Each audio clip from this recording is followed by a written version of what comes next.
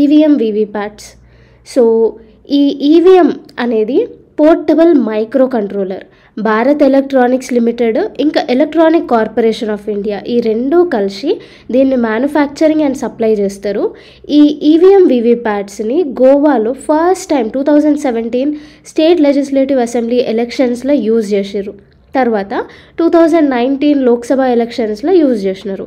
So దీని history చూసుకుంటే 1982లో Kerala by ఎలక్షన్స్లో ఈవీఎంస్ అనేవి యూజ్ చేసారు. దాని తర్వాత 1989లో రిప్రజెంటేషన్ ఆఫ్ పీపుల్ యాక్ట్ 1951 కింద ఈవీఎంస్ని పర్మిట్ చేసినారు. 2004లో ఈవీఎంస్ అన్ని ఎలక్షన్స్లో యూజ్ చేయడం స్టార్ట్ చేసారు. అండ్ 2013లో వీవీప్యాట్స్ని యూజ్ చేయమని సుప్రీంకోర్టే చెప్తుంది. సో ఈ ఈవీఎంస్లో 3 యూనిట్స్ ఉంటాయి. దాంట్లో ఫస్ట్ యూనిట్ వచ్చేసి బ్యాలెట్ యూనిట్ అనమాట. ఈ బ్యాలెట్ యూనిట్ ఏంటి అంటే దీంట్లో 16 బటన్స్ ఉంటాయి. సో 16 బటన్స్ ఉన్న కీబోర్డ్ని బ్యాలెట్ యూనిట్ అని అంటారు. Next control unit. ఈ కంట్రోల్ యూనిట్ అనేది మాస్టర్ యూనిట్ అనమాట. మాస్టర్ యూనిట్ అని కూడా అంటారు. ఇది ప్రిసైడింగ్ ఆఫీసర్ లేదా పోలింగ్ ఆఫీసర్ దగ్గర ఉంటుంది. Next VVPATs.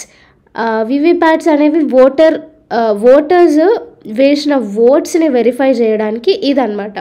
సో దీంట్లో అడ్వాంటేజెస్ చూసుకుంటే వీటికి పవర్ సప్లై అవసరం లేదు, బ్యాటరీస్తోనే పనిచేస్తాయి. అండ్ 1 మినిట్కి ఓన్లీ 4 votes కంటే ఎక్కువ పర్మిట్ చేయదు.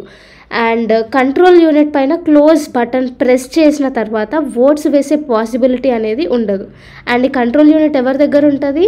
ఇది ఓన్లీ ప్రిసైడింగ్ ఆఫీసర్ లేదా పోలింగ్ ఆఫీసర్ దగ్గర మాత్రమే ఉంటుంది.